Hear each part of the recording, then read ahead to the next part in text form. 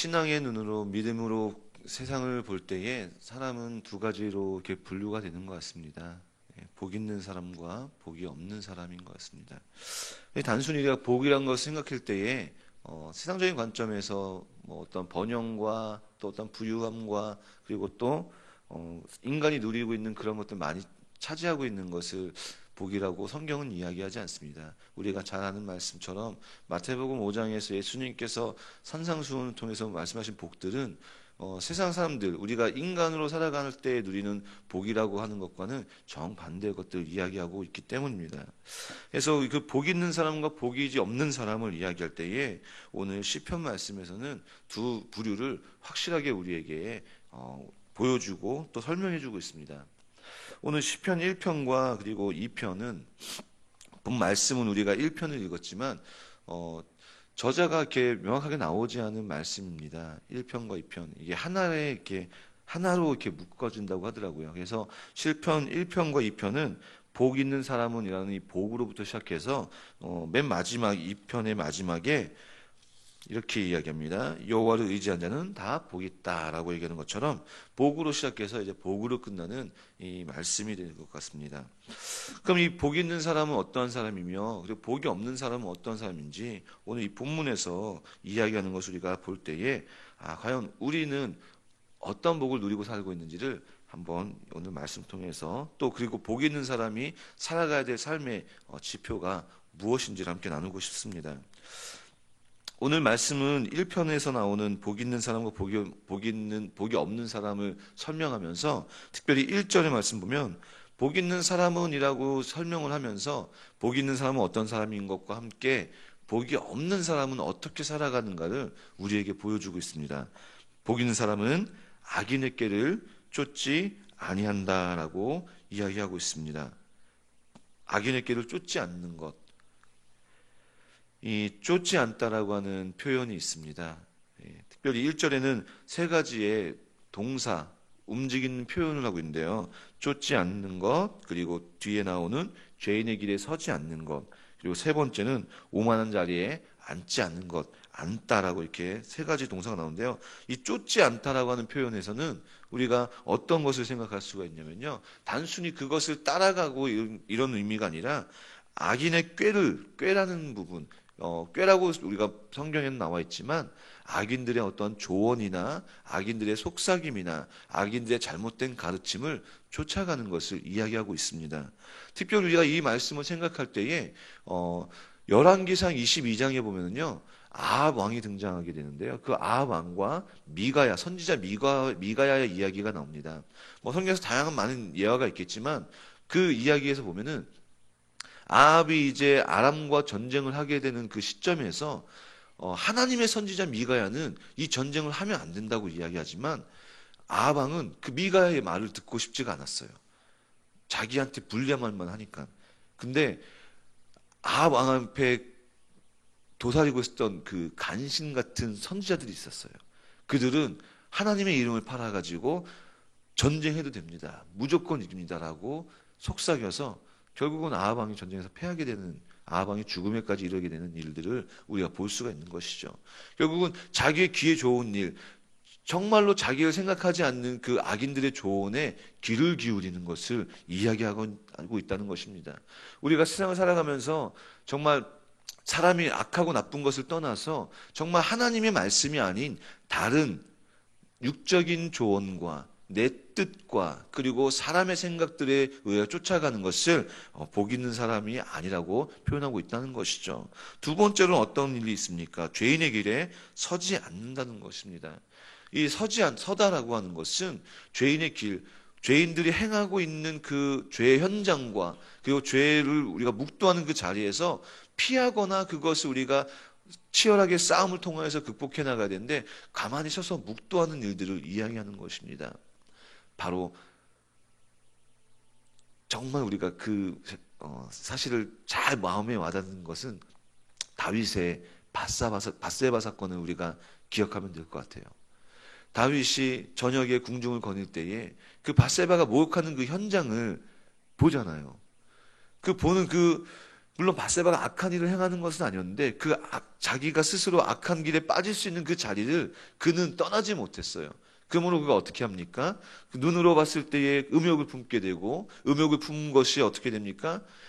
철저한 계획을 통하여서 바세바를 범하게 되고 범하게 됨으로 태어나게 된 그 생명을 통하여서 은폐시키기 위해서 자기에게 가장 충실했던 수하 중에 한 명이었던 우리아를 살인 교사라는 그러한 정말 꼬리를 물어가는 그 현장을 우리는 너무나도 잘 알고 있습니다.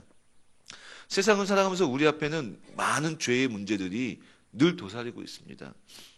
목사인 저도 마찬가지고요. 언제나 우리는 TV 매체나 또한 우리가 사람과 살아가는 그 현장 속에서 늘 우리는 그 죄라는 것이 늘 우리 앞에 가까이 있다는 것이죠. 그때 우리는 어떻게 해야 되겠습니까? 그 죄를 가만히 묵도하고 그 죄 앞에 서서 항상 우리는 물론 우리의 고백은 죄 앞에서 연약한 존재라는 것을 고백해야 되겠지만 그러한 것을 인하여서 그 죄와 타협하고 그 죄와 씨름하지 않고 그 죄에 넘어가고 가만히 오늘 본문처럼 복 있지 않는 사람의 모습처럼 죄인의 길에 서서 그 죄와 타협하는 모습이 되어지지 않을 줄 믿습니다. 우리는 늘 죄와 싸움하고 죄의 길에 들어섰다면 그 죄의 길에서 다시 돌아서고 그리고 그 자리를 피하고 그 자리에서 하나님을 바라볼 수 있는 우리 모두가 되길 소망합니다.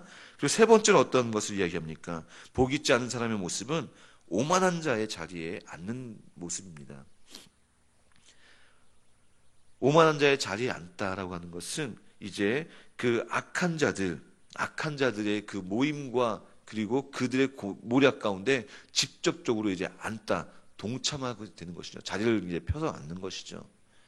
이 악한 사람들은 성경에서 보면 항상 악한 사람들을 표현할 때에 노아 시대도 마찬가지고 사람이 생각하는 것이 항상 악하다고 표현한 것처럼 이 악을 도모하는 사람들은 늘 그 일밖에 모르는 것 같아요. 정말 어떻게 하면 더 악한 일을 더 할까? 어떻게 하면 더 악한 길로 악한 일들을 행할까라는 고민만 한다는 것이죠. 신약 시대에서 예수님을 죽이기 위해서 공모했던 서기관과 바리새인과 사두개파들 그리고 또 바울을 죽이기 위해서 끊임없이 모략했던 그 유대인들을 보면요. 하나님 앞에서 두려움이 없습니다. 또한 사람 앞에서 부끄러움이 없습니다. 자신들의 보여지는 그 이익과 자기들의 채우기 위해서 끊임없이 죄를 짓기 위해서 모략하고 끊임없이 꾸미는 것을 볼 수가 있다는 것이죠. 그렇게 하지 않는 사람들이 바로 복 있는 사람들이라는 것입니다. 어쩌면 악인의 꾀를 쫓는 것, 죄인들의 길에 서는 것, 오만한 자의 자리에 앉는 것, 이것은 세상에서 말할 때에 일반적인 사람들이 누구나가 할 수 있는 그런 일들이지만 성경은 그것을 쫓지 않는 사람이 복 있는 사람이라고 이야기하고 있다는 것입니다. 어려운 일이죠. 왜냐하면 세상의 모든 사람들이 아마 하나님 모르는 사람들이 이 길을 즐겨할 수도 있습니다. 또 이 길을 선택하고 이 가운데 가는 것을 당연하다고 생각할 수가 있습니다. 그런데 우리는 그 길이 당연하지가 않다는 것입니다. 그럼 무엇이 당연한 것입니까? 2절 말씀에 이야기하고 있습니다. 오직 여호와의 율법을 즐거워하여 그 율법을 주야로 묵상하는 자로다. 세상 많은 사람들은 사람의 길과 사람의 생각과 사람의 모임과 사람의 도모하는 일들을 쫓아가지만 복 있는 사람은 여호와의 율법을 즐거워하고 그 율법을 주야로 묵상하는 자로다라고 이야기하고 있습니다. 여기서 우리는 1절에서 나오는 그 복이라는 개념을 한 번 더 정확하게 살펴볼 필요가 있습니다.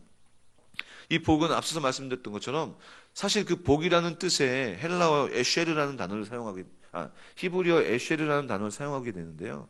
그 에쉐르라는 단어 안에는 우리가 생각하는 번영과 성공과 잘 나가는 것들이라는 이 표현이 들어가 있습니다. 그런데 1차적으로 그 에쉐르에는 1차적인 뜻에는 곧다, 바르게 쫓아가다, 바르게 서다라는 뜻이 먼저 우리에게 성경은 나오고요. 그리고 원어에도 그렇게 설명되어지고 있습니다.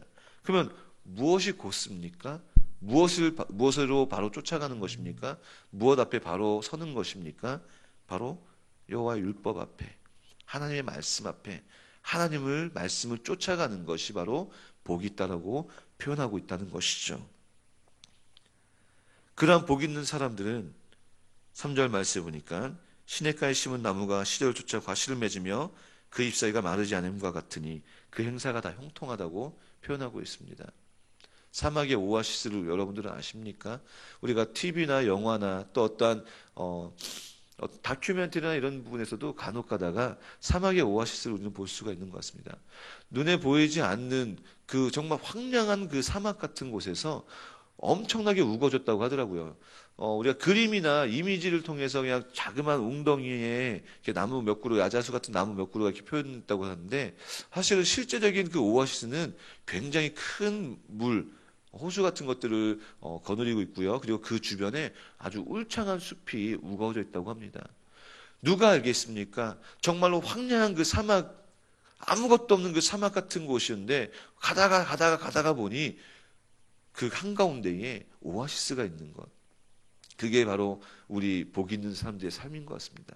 어쩌면 이 시대를 살아가는 시대의 모습이 황량한 사막과도 같은 것 같아요. 우리가 참된 믿음과 하나님의 말씀을 쫓아가고 하나님의 말씀을 붙잡고 하나님의 이름을 인하여서 우리가 의지하고 살아간다는 것은 이 시대 속에서 봤을 때에 정말 황량한 사막을 걷는 것 같은 어려움이 있는 것 같습니다. 그러나 복 있는 사람은 시냇가에 심은 나무가 시절 쫓아 과실을 맺는 것처럼 사막의 오아시스가 누가 물을 주지 않지만 그곳에서 물을 공급받아서 큰 살림을 이루고 또 열매를 맺는 것처럼 우리 믿음의 사람들이 바로 그러한 모습인 줄을 믿습니다.